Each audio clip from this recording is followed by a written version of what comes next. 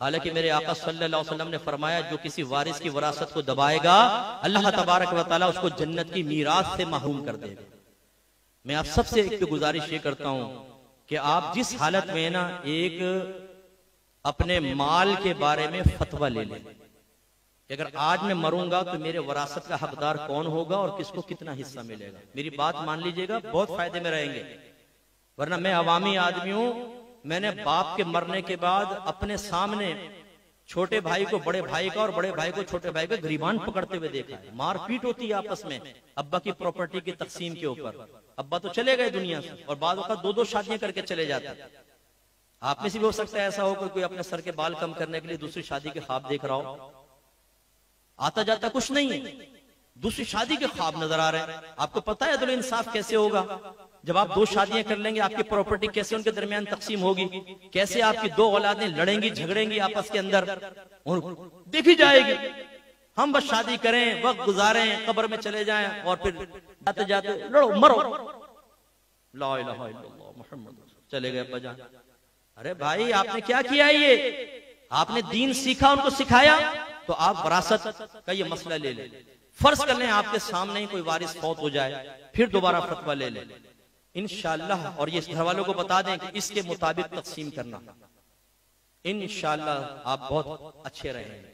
لیکن اگر آپ نے ایسا نہیں کیا، کتنوں کو دیا ہوا ہے، کتنوں سے لینا ہے، کتنوں کو قرضہ دیا ہوا ہے، کتنوں کا دینا ہے، کتنی پراپرٹی ہے، کیسے تقسیم ہوگی، اگر آپ نہیں کریں گے، پہلی چیز تو میں نے دیکھی ہے قریب ترین دوست ہوتے ہیں، دوست کا انتقال ہوا، اگر اس کا کچھ پیسہ امانتاً رکھا ہوا ہے بتاتے نہیں وارثوں کو، دبا لیتے ہیں فوراً، کیا پتا ہے۔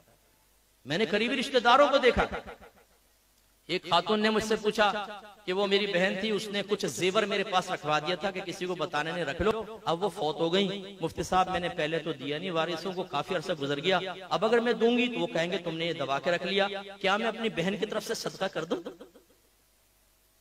ارے بھائی تو پہلے کیوں نہیں دیا ان کو؟ تو یوں ہوتا ہے بعض اوقات دبا لیتے ہیں، سگی بہنیں دبا لیتی ہیں۔ اپنے ایک ڈائری بنائیں اگر آپ مناسب سمجھیں، کس کو کتنا دیا ہے، کتنا لینا ہے، کتنی آپ کی پراپرٹی ہے، کتنے بینک اکاؤنٹس ہیں، اس میں کتنا آپ کا مال ہے، وہ لکھ کر کہیں محفوظ جگہ رکھیں، اور جو سب سے قابل اعتماد اس کو گھر میں بتائیں کہ میں مر جاؤں اچانک تو یہ کر لینا۔ بعض اوقات اتنی اچانک موتیں میں نے دیکھی ہیں، آپ کو نہیں پتا کہ ڈاکوؤں نے کیسے ایک دم گولیاں مار دی ہیں۔ اب جن سے لینا ہوتا ہے وہ تو دیتے نہیں، جن کو دینا ہے نہیں بھی دینا وہ بھی گھر پہ آگے کھڑے ہو جاتے ہیں، تمہارے باپ نے ہم سے 50,000 روپے لیے تھے، کوئی کہتا ہے 2 لاکھ لیے تھے، جھوٹ بولتے ہیں کمبخت، اور وہ لے جاتے ہیں بعض اوقات، اور گھر والے پھنس جاتے ہیں، اس لیے کریں ضرور۔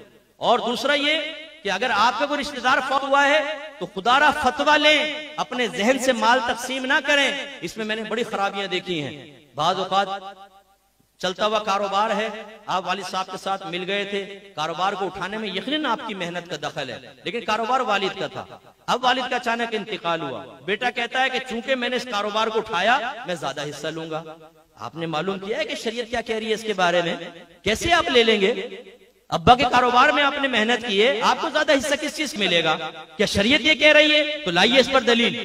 یاد رکھیں یہ تمام وارثوں کا حق ہے، والد کے انتقال کے بعد جتنا منافع ہوتا رہے گا وراثت کے حصوں کے مطابق اس کا نفع سب بہن بھائیوں وغیرہ کے اندر تقسیم ہوتا رہے گا۔ آپ نے کہاں سے حساب کتاب بنا لیا؟ ایسے ہی اگر والد صاحب کا پلاٹ تھا، آپ نے اوپر کی منزل خود بنا لی کہ میں اوپر شفٹ ہو جاؤں گا بیوی بچوں کو لے کر، بنا لی صاحب، والد کا انتقال ہوا تو آپ کہتے ہیں یہ اوپر کی تو میری ہے، اس کا جتنا پیسہ آئے گا وہ سب میرا ہوگا، باقی نیچے کا تم لوگ آپس میں تقسیم کرو گے، اس میں سے بھی میرا حصہ نکالو۔ معلوم کیا ہے آپ نے کہ جن بہن بھائیوں کے اور ابا کے پلاٹ کے اوپر آپ نے اوپر کی منزل بنائی اس کا کتنا حصہ آپ کو ملنا چاہیے؟ اور شرعی مسئلہ کیا ہے؟ شرعی مسئلہ یہ ہے کہ آپ زیادہ نہیں لے سکتے، ہاں اگر وارث راضی ہوئے خود ہی کہیں چلو اچھا لے لو الگ بات ہے، لیکن اگر وہ راضی نہیں ہے تو آپ زیادہ نہیں لے سکتے۔ اگر آپ کہیں جی میرے اس اوپر کے پورشن کی وجہ سے قیمت بڑھ گئی ہے تو شرعی لحاظ سے کہا جائے گا اس کو توڑو اور اس کا ملبہ لے جا کر بیچ لو، کوئی پیسہ نہیں ملے گا تمہیں، صرف ملبہ ملے گا، ملبہ بیچو جا کے جاؤ۔